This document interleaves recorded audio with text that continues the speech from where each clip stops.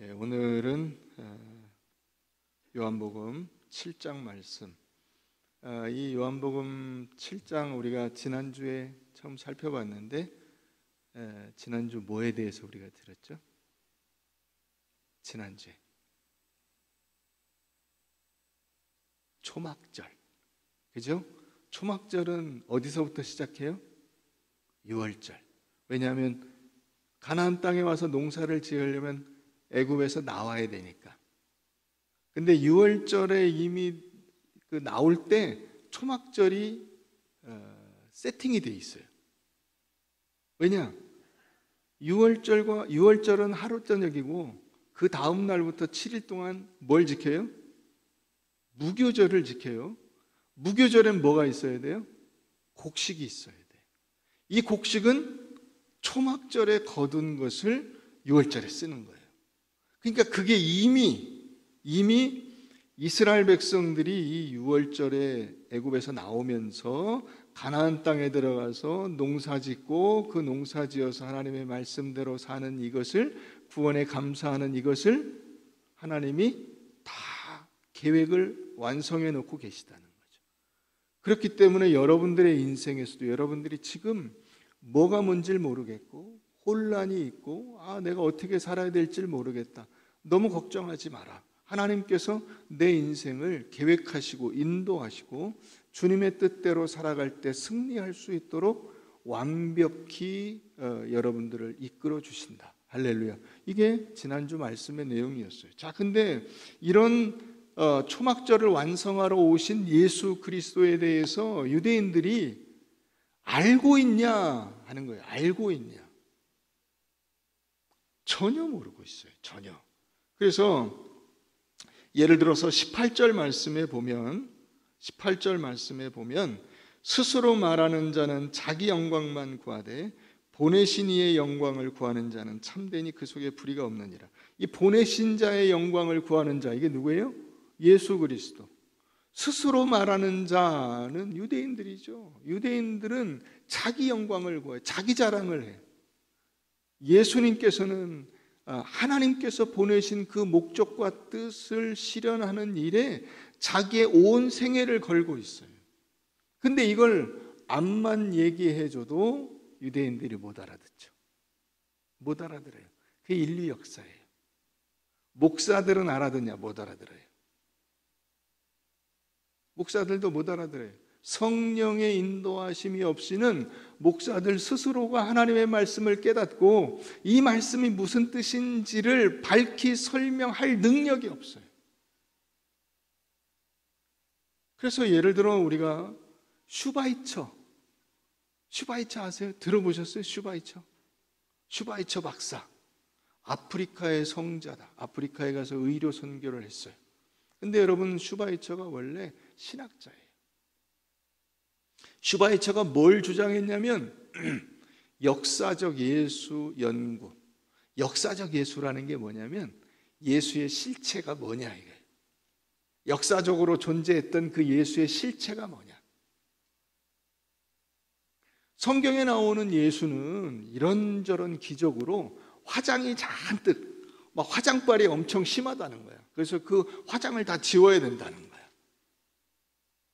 그래서 기적을 다 빼고 무슨 이상한 이적 이런 거 다 빼고 진짜 예수의 실체, 그러니까 그 얘기 자체가 뭘 그 안에 내포하고 있는 거예요. 예수는 우리하고 똑같은 사람이라는 것을 자꾸 강조하는 거죠. 진짜 예수의 실체, 그걸 탐구해보자. 그게 역사적 예수 연구예요. 이걸 했어요. 그래서 이 슈바이처가 어떤 결론을 내렸냐. 예수는 이 사람들을 그 하나님의 뜻으로 인도하려고 애쓰다가 안 돼가지고 역사의 수레바퀴에 깔려 죽었다. 그렇게 생각을 하고 그런 결론을 내리고 자기의 연구가 그래서 실패했다는 것은 알고 갔어요. 내 연구가 실패했다.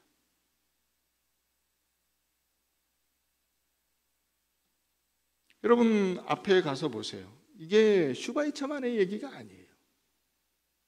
자, 6장 36절 말씀 한번 봅니다. 6장 36절. 그러나 내가 너희에게 이르기를 너희는 나를 어떻게 하고 보고도 믿어요? 못 믿어요? 못 믿어요. 앞에 예수가 있는데 예수를 못 믿어요. 예수가 누군지를 몰라요.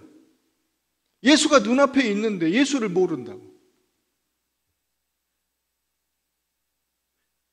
그러니 여러분, 예수 자체를 모르는데 어떻게 예수님의 말씀대로 순종해 살겠어요? 예수님의 말씀을 깨달아 알겠어요? 전혀 모르죠. 제자들도 그걸 모르잖아요. 제자들도. 여러분, 인간이 얼마나 하나님의 뜻과 어긋나게 살아가고 하나님의 뜻에 불순종하고 반항하는가 하는 것을 알 수 있는 대표적인 사건이 있어요. 자, 민수기 16장을 우리 한번 가보겠습니다. 민수기 16장. 구약성경 222페이지 민수기 16장.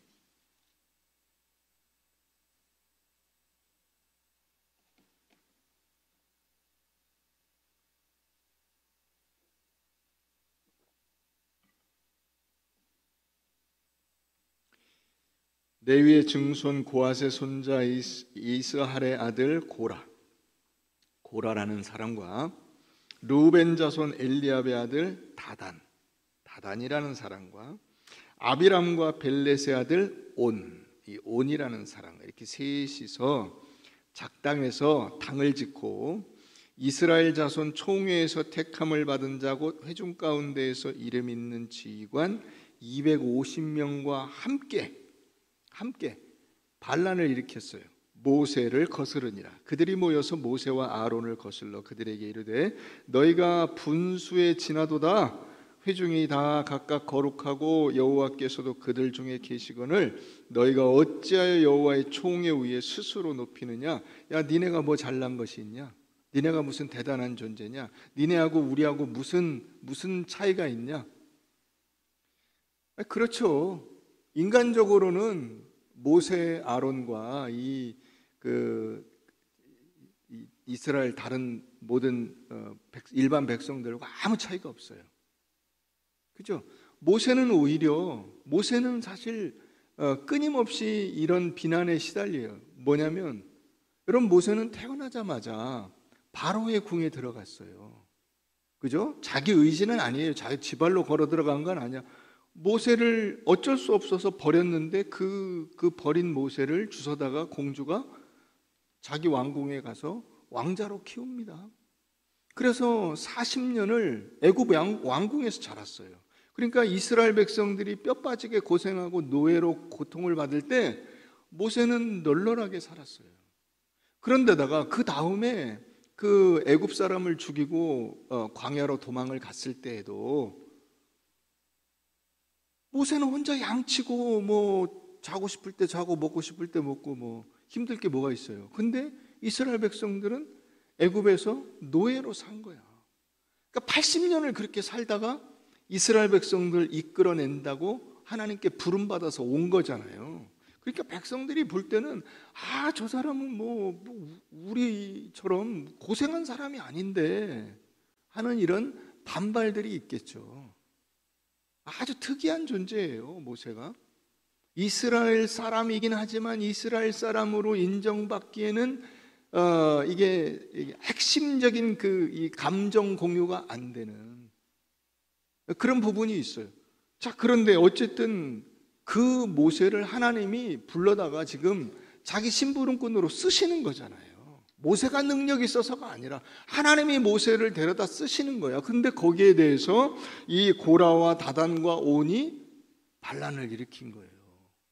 250명을 부추겨가지고 중요한 멤버들이니까 이 사람들을 부추겨서 같이 반란을 일으켰어요. 자, 그랬더니 이제 모세가 어떻게 하냐면 그 밑에 9절 한번 가서 보세요. 이스라엘의 하나님이 이스라엘 회중에서 너희를 구별하여 자기에게 가까이 하게 하사 여호와의 성막에서 봉사하게 하시며 회중 앞에 서서 그들을 대신하여 섬기게 하심이 너희에게 작은 일이겠냐? 야, 너희가 지금 이거 하는 일이 이거 대단한 일이고 우리도 쓰임 받고 너희도 쓰임 받는 것인데 하나님께서 너희를 쓰시는 이것을 이용해서 하나님의 뜻에 반역하고 불순종하는 것이 과연 합당한 일이냐 하면서 그들을 꾸중하고는 이제 17절 가서 보세요. 17절. 그 이제 반발이 그 다음에 또 이어지고 17절. 너희는 제각기 향로를 들고 그 위에 향을 얹고 각 사람이 그 향로를 여호와 앞으로 가져오라. 향로는 모두 250개라. 너와 아론도 각각 향로를 여기 너는 모세가 아닙니다. 여기 고라에게 모세가 한 말이에요. 고라와 아론도 각각 다 자기 향로를 가지고 와서 그 향로를 회막문 앞에 다 펼쳐놓고 하나님께서 어떻게 하시는가 한번 보자. 그렇게 한 거예요. 그랬더니 하나님이 자 19절 고라가 온 회중을 회막문에 모아놓고 그 두 사람을 대적하려 하매 여호와의 영광이 회중에게 나타나시니라. 자, 그러면 여기서 여러분들이 이스라엘 백성이라면 어떻게 하셔야 돼요? 꿇어 엎드려야죠. 하나님 죄송합니다. 저희가 제정신이 아니었습니다. 이제 정신이 돌아옵니다. 하나님 말씀대로 순종하여 이 길을 가겠습니다.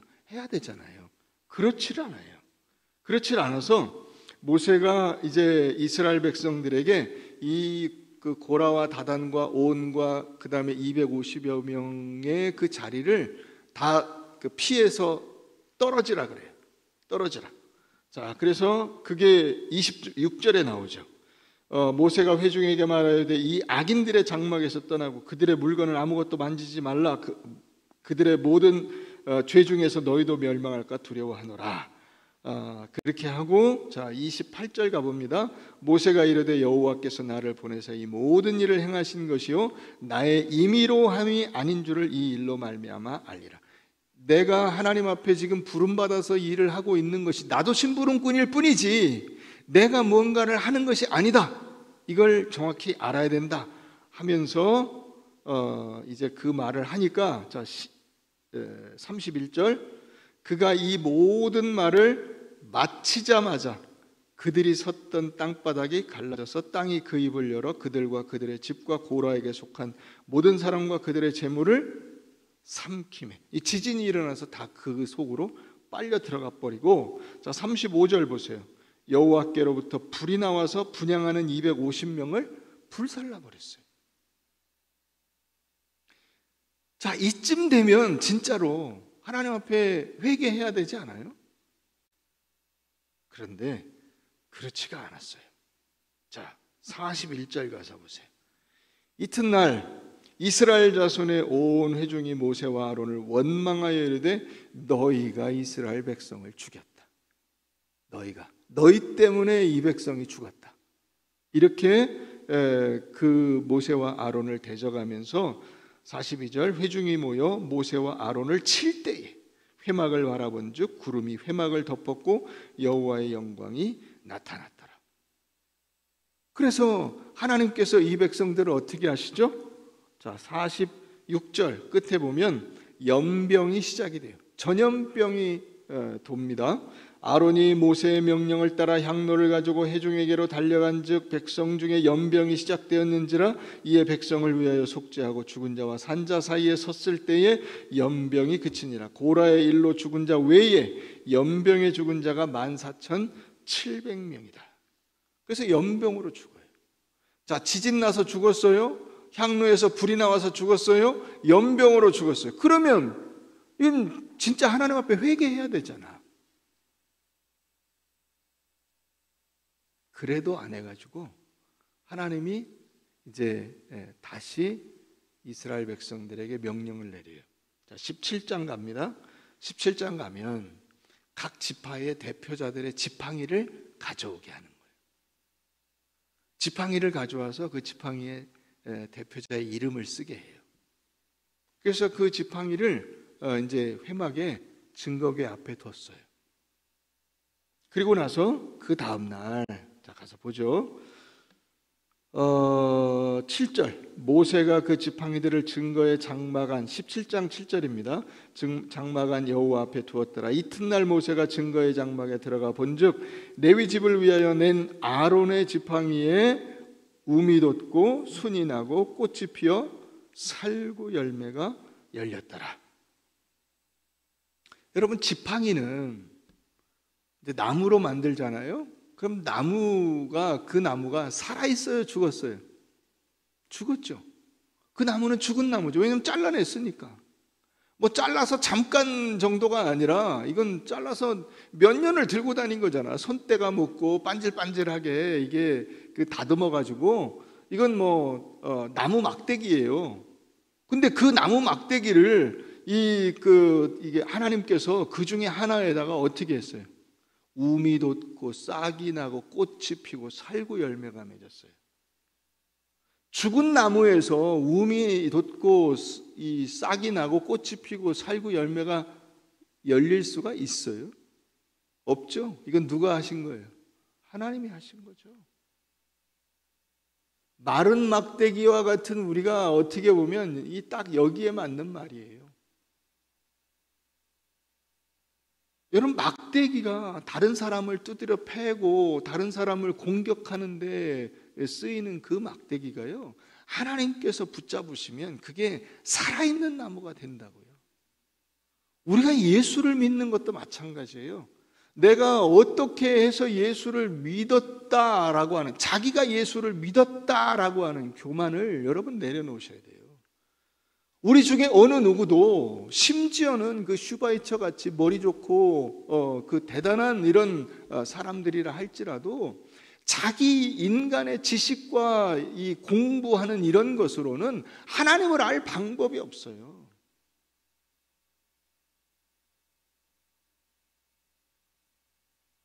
여러분들이 만약에 이스라엘 백성들이라면 언제쯤 돌아섰을 것 같아요? 지진이 났을 때? 향로에서 불이 나왔을 때? 연병이 돌 때? 아니, 나는 마지막에 그 최후의 보루, 아론의 쌍난 지팡이, 그것이 이렇게 딱 보였을 때, 야, 이건 정말 하나님의 역사다, 나는 여기서 돌이켜야 된다, 이렇게 생각을 했을 것 같아요? 아니에요. 여러분, 이런 걸 경험한 이스라엘 백성들이 광야에서 다 죽었다는 사실을 알아야 돼요. 그게 우리예요. 그게 우리예요. 그래서 하나님께서 이 아론의 쌍난 지팡이를 어떻게 하게 하셨어요? 법궤 안에 넣게 하셨어요. 그 법궤 위에 뭐가 세워져요? 속죄소가 세워지죠. 그 속죄소, 이 그룹이 날개를 펴고 법궤를 덮고 있는 그 모양 위에 제사장이 갖다 뭘 부어요? 피를 부어요. 제사장이 피를 부어서 그 이스라엘 백성들의 완악함을 피로 속하지 않고는 하나님을 만날 수가 없게 되는 거예요. 우리가 어떤 방법으로도 예수를 내 힘으로, 내 지혜로 내가 뭘 듣고 깨달아서 하나님의 말씀에 내가 감동이 돼서 주님을 향해서 바라보면서, 아, 하나님 정말 저를 구원시켜 주셔서 감사함, 이런 존재가 없다고요. 세상에 의인은 없나니 하나도 없어요. 어떤 사람도, 심지어는 그 사람이 목사라 할지라도 신학자라 할지라도 스스로의 지혜와 능력과 열심으로 하나님을 알아내고 하나님을 붙잡을 존재가 없다고요. 베드로가 여러분 예수님과 3년간 동고동락을 했어요. 예수님이 드디어 베드로에게 물으시죠. 너희는 나를 누구라 하느냐? 주는 그리스도시요 살아계신 하나님의 아들이십니다. 야, 베드로야, 너 공부 열심히 했구나. 그렇게 하셨어요? 아니에요. 하요나 시몬아, 이것을 내게 알게 하니는 하나님이시다. 네가 네 힘으로 안 거 아니다. 그렇죠? 베드로는 그걸 몰랐어요. 자기가 깨달아 안 줄 알았어요. 그래서 곧바로 어떤 일이 벌어지죠? 예수님이 나 죽으러 왔다 그러세요. 나 죽으러 왔다. 인자가 이제 그 제사장과 서기관들에게 그 잡혀서 고난을 받고 십자가에 달려 죽었다가 사흘 만에 다시 살아날 것이다. 내가 죽으러 왔다 이 말씀하신 거예요. 그랬더니 뭐라고 합니까? 베드로가 안 됩니다. 안 됩니다. 안 됩니다. 예수님이 곧바로 베드로를 꾸중하시죠. 사탄아 물러가라. 말귀를 못 알아듣는다고요. 도무지 3년간 같이 있으면서 제자라고 쫓아다녔는데 예수님께서 내가 죽으러 왔어 그랬더니 무슨 소리 하십니까? 하고 막아선 거예요. 예수님 끌려가실 때 칼 들고 나와가지고 그 말고의 귀를 내리쳤다고요. 그 여러분 귀를 내리쳤겠어요? 애초부터 귀를 치려고 쳤겠어요? 머리를 내리쳤겠죠. 그런데 피하다가 귀가 떨어졌겠죠. 칼 들고 설쳤다고요. 이게 인간의 완악함이에요. 그리고 끝났냐? 아니죠. 예수님 잡혀가는데 끝까지 쫓아가서 거기 가서 마지막 종지부를 찍죠. 3번 예수를 부인하잖아요. 나 예수 모른다. 나는 맹세코 모른다. 난 저 사람하고 같이 한 적도 이름도 들어본 적이 없다.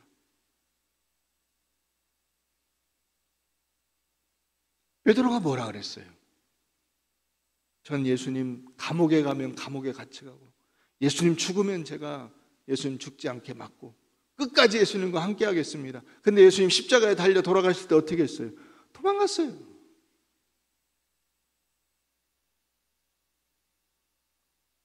여러분 이게 인간이에요. 이게 인간이에요. 나는 예수를 잘 믿어. 나는 여태까지 주님을 위해서 헌신, 충성, 봉사해왔어. 여러분 그 교만을 버리셔야 돼요. 그래야 드디어 예수의 말씀이 들리기 시작하는 거예요. 그게 무슨 말씀인지. 여러분들 안에 내가 내 힘으로 열심으로 노력으로 우리 집안이 몇 대 집안인데 여러분 집안 오래 믿어서 예수 믿고 구원받아요? 머리 좋아서 예수 믿고 구원받아요? 아니에요. 그 교만을 내려놔야 드디어 하나님의 은혜를 알게 된다고요.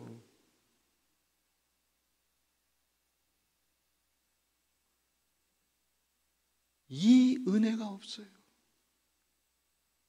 하나님께서 나를 살려주시고 내 인생을 주관해 주시는 이 놀라운 은혜 가운데 산다는 이 은혜가 없으니까 우리가 믿는 사람답게 살질 못해요.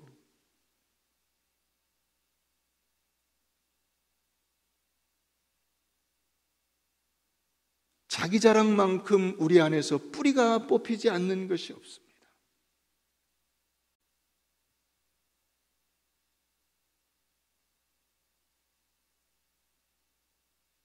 이 하나님의 은혜를 모르고 이 하나님의 은혜 앞에 꿇어 엎드리지 않으니까 자꾸 나를 내세우게 되고 내 자랑을 하게 되고 내 힘과 내 능력으로 세상을 산다는 잘못된 착각을 하는 거예요. 믿음의 능력이 없어요. 예수를 믿는데 하나님의 사람다운 것이 없어요. 여러분 적어도 하나님의 사람다운 것이 뭐예요? 어려움을 당하고 힘든 일들을 당할 때 주님 앞에 꿇어 엎드려서 하나님 저를 불쌍히 여겨주십시오. 주님의 은혜 아니면 저는 설 수가 없습니다. 이 고백이 있어야 되잖아요.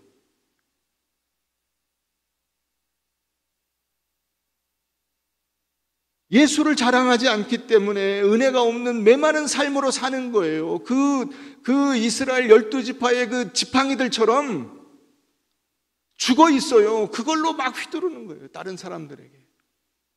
몽둥이를 휘두르는 것밖에 할 일이 없어요. 교회, 교계, 믿는 사람의 가정 가릴 것이 없어요.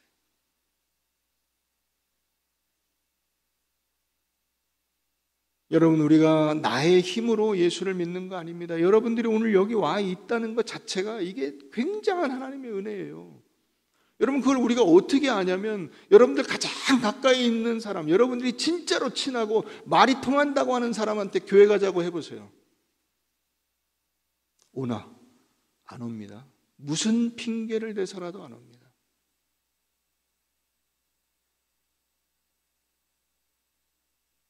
근데 여러분들 여기 와 있는 거예요.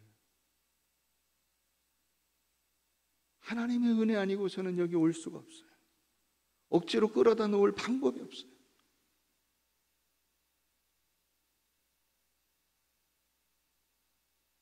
교회는 세상과 다른 곳입니다. 성도는 세상 사람들과 다른 사람들입니다. 다 은혜로 사는 사람들이고, 그렇기 때문에 은혜로 산다는 것은 내가 자랑할 것이 없다는 얘기예요. 무엇이든, 그것이 어떤 것이든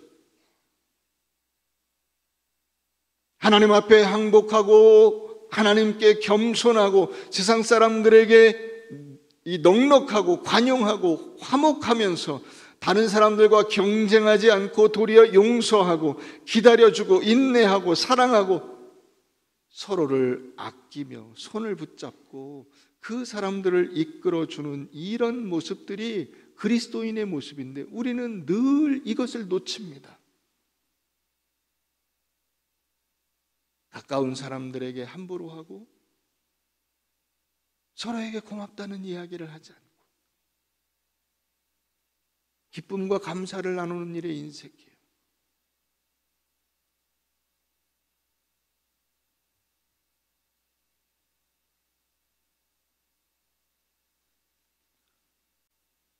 빌립보서 3장을 가보겠습니다. 빌립보서 3장.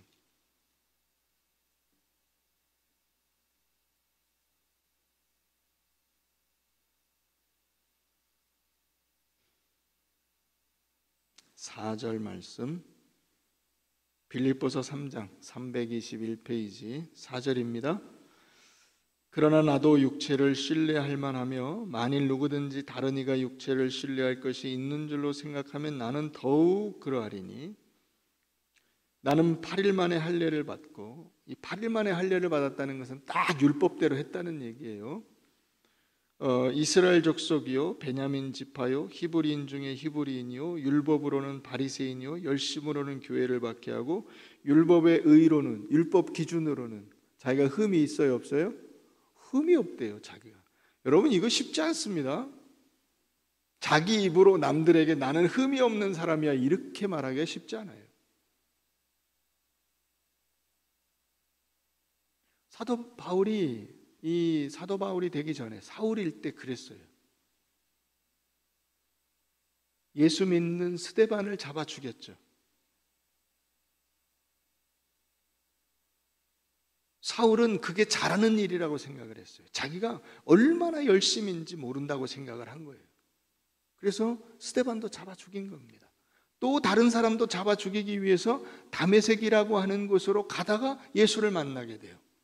예수님이 사울에게 물으시죠. 사울아 사울아 네가 왜 나를 박해하느냐.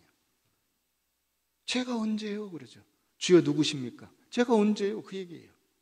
제가 언제 박해했습니까?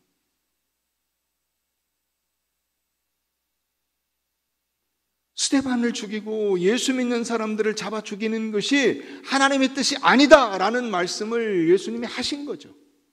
근데 사울은 그게 자기가 잘하는 일인 줄 알았다고요. 예수 잘 믿는 건 줄 알았어요. 여러분, 자기 생각으로 자기 의로 우리가 생활하고 자기 생각으로 예수를 믿을 때 그렇게 돼요. 내가 잘하는 줄 알아요. 돌아보면 그렇지 않아요, 여러분? 애들 키울 때 그때 막 두드려 패고 막 이렇게 막 엄격하게 하고 막 이런 게 잘하는 줄 알았어요. 근데 돌아보니까 어떻습니까? 바보 같은 거죠. 그럴 필요가 없었던 거예요. 여러분, 할아버지 할머니들이 손자 손녀들한테 잘해주는 거는 그건 회개예요, 회개. 자기가 옛날에 하도 애들한테 엄격하게 했는데 그 다 쓰잘데기 없더라 하는 거를 알았기 때문에 잘해주는 거예요. 그때는 그게 잘하는 줄 알았어요. 그렇게 해야 되는 줄 알았어요. 다리 몽둥이를 부러뜨려야 되는 줄 알았어요. 그런데 그렇게 사람이 바뀝니까? 안 바뀝니다. 그렇게 해서 안 바뀝니다. 다 쓸데없는 짓을 한 거예요.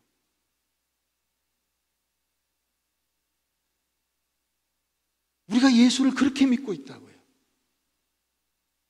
하나님의 은혜를 모르고 하나님께서 나를 얼마나 은혜롭게 살려주시고 그 새 생명을 주셨는가를 모르고 내가 태어난 줄 알고 내가 내 힘으로 여태까지 먹고 산 줄 알고 그러고 사는 거예요.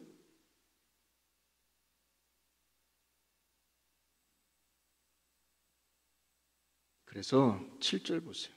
그러나 무엇이든지 내게 유익하던 것을 내가 그리스도를 위하여 다 해로 여길 뿐더러 또한 모든 것을 해로 여김은 내 주 그리스도 예수를 아는 지식이 가장 고상하기 때문이라. 내가 그를 위하여 모든 것을 잃어버리고 배설물로 여김은 그리스도를 얻고 그 안에서 발견되려 함이니 내가 가진 의는 율법에서 난 의가 아니오 오직 그리스도를 믿음으로 말미암은 것이니 믿음으로 하나님께로부터 난 의라.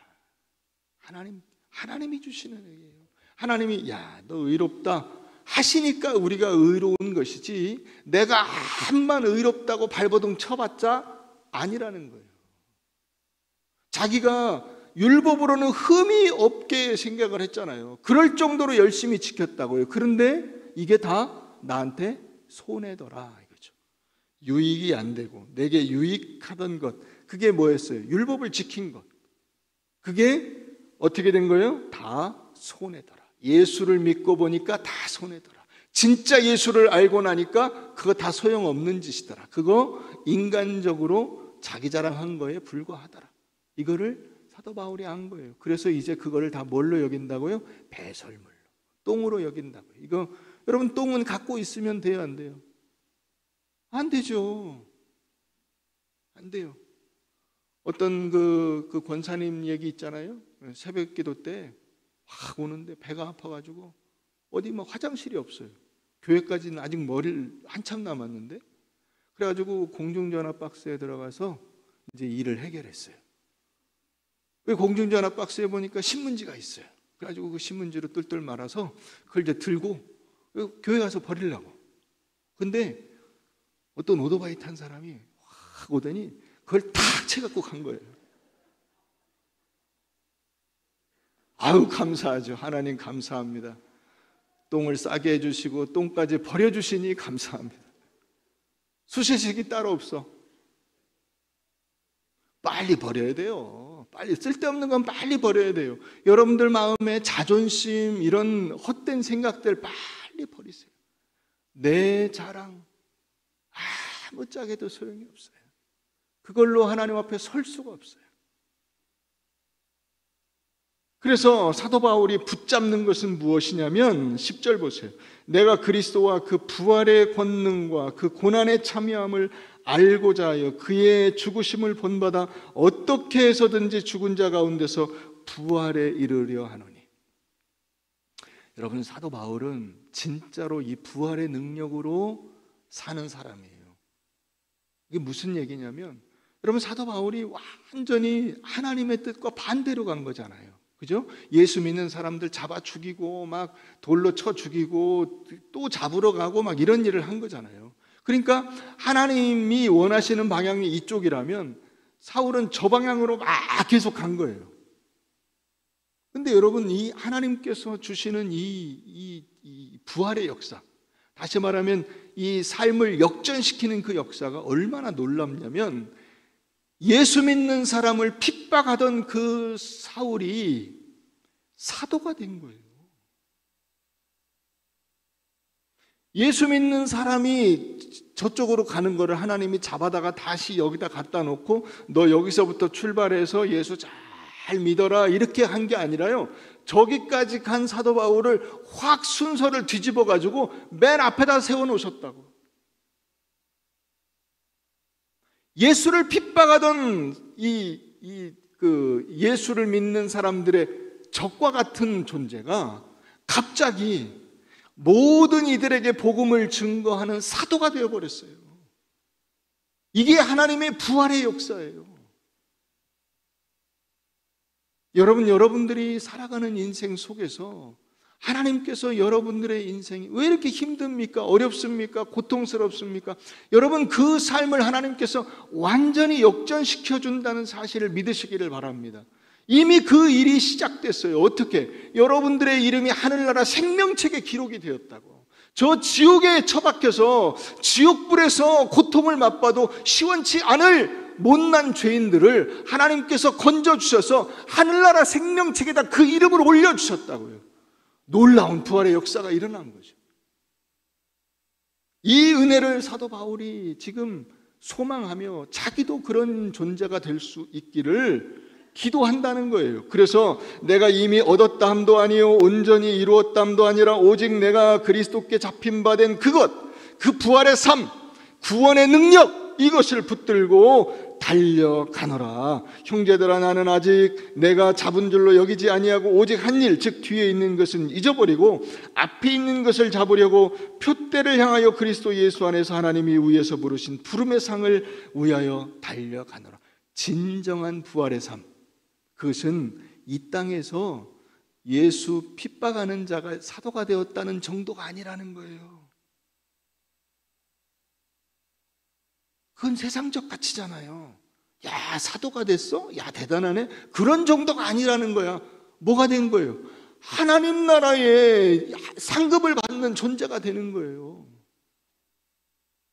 예수를 핍박하고 예수를 박해해서 예수님에게 꾸중을 듣는 존재가 하늘나라의 칭찬을 받고 박수를 받는 존재가 되는 거예요. 얼마나 놀라운 인생의 역전입니까?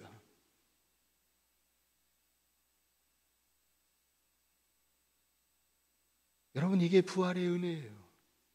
여러분들의 인생에 그와 같은 것들을 하나님께서 약속해 주셨고, 이제 우리에게 그와 같은 삶을 우리도 살아갈 수 있도록, 실제로 그것을 살아낼 수 있도록 우리를 인도해 주고 계신 거예요. 여러분, 그러니까 하나님께서 예수를 이 땅에 보내셔서 우리를 구원해 주시잖아요. 그와 똑같이 여러분들의 삶의 자리에 보내주신 거예요.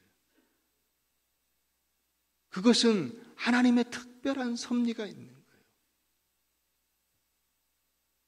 예수를 통해서 수많은 사람들에게 하나님의 은혜와 놀라운 사랑을 전해주셨듯이 여러분들도 그와 같은 사람들이 돼서 세상 속에 나아가 여러분들이 서 있는 그 자리에서 여러분들의 자녀들, 여러분들의 부모님들, 여러분들의 주변에 있는 사람들, 여러분들의 이웃들, 여러분들의 교우들과 더불어 이 하나님의 사랑을 나누는 존재로 살아가도록 여러분들 하나님이 초청하시고 여러분들을 그곳에 파송하신 거예요. 감사할 따름이죠. 감사할 따름. 사랑하는 성도 여러분, 자기 자랑하지 말고 자기 자존심 내세우지 말고 다 하나님의 은혜인 줄로 감사하고 그 은혜를 여러분들 주변에 있는 모든 이들에게 베푸는 자로 살아가시기를 주의 이름으로 축원합니다.